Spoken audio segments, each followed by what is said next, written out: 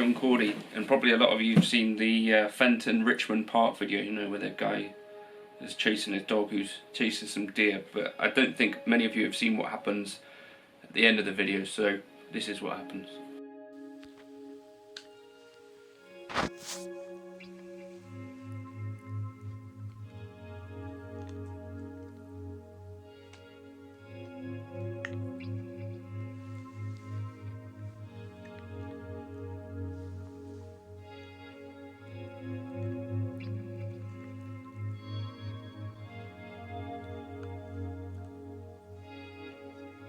Jesus Christ.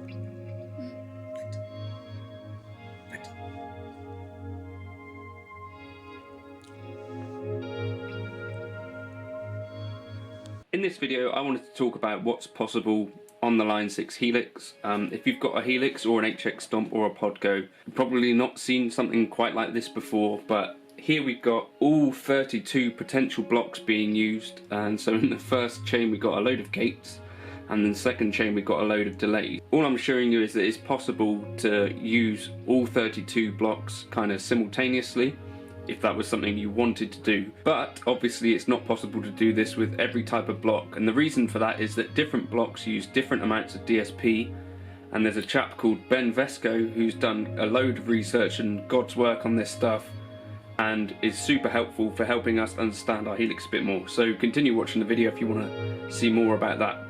So when you're building patches, potentially what you might end up finding is that you reach your limit and you start seeing this kind of thing sooner than perhaps you expected. And so this video is talking about perhaps why that might be and other options that you might potentially want to try out to avoid this, and so you can build more complex chains and stuff. So the first thing to understand is that this is one Shark chip worth of processing power, signal path 1, and then signal path 2 is another processing chip. So within each of those chips you've got potentially 16 blocks that you can use at one time, a certain amount of DSP power. Now the thing that uses the most DSP is either the new poly pitch blocks, so things like poly sustain or things like poly capo and poly wham, those things. The next most intensive thing is the amp. So if you've ever tried to do like a dual amp preset, you'll find that quite often as soon as you've done 1 or 2 amps, you quickly run into, on a single signal path, a lot of, you know, what I'm talking about here, where you see a lot of grayed out models and you start to not be able to add new stuff. So I think part of what's important here is to understand which blocks use up most kind of power. I found a few amps for you which use a little bit less power, so things like the Jazz Rivet, things like the Line 6 Litigator, things like the Fender Champ. So if you're into dual amp kind of presets, maybe experiment with using some of those lower DSP usage amps. Now the fact that they use less DSP doesn't mean that they're any worse or that there's any kind of worse tone.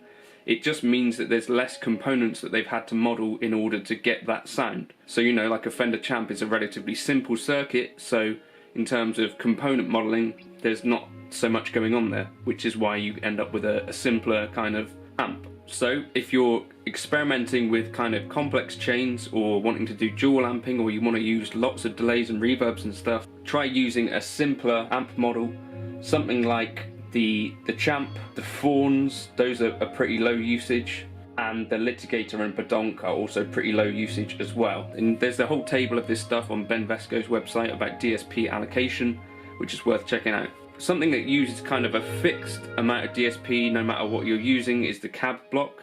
But if you're using a dual cab block, obviously that ends up using kind of double the DSP, which is what I do sometimes. So, you know, if you experiment with using a dual cab block, that might be one thing that is taking up a bit more DSP for you. There's not really much difference between using IRs or the cab block in terms of how much DSP it takes up, so you don't really need to worry about that too much. For the delays, there's quite a high variance in the amount of DSP they use. So there's models like the Cosmos Echo, which is modelled on the Roland Space Echo, which takes up an incredible amount of DSP relative to the others. The cheapest DSP wise to use is the Ping Pong delay. You might also want to check out the legacy ping pong delay, as that takes up even less DSP than the recent HELIX update ping pong.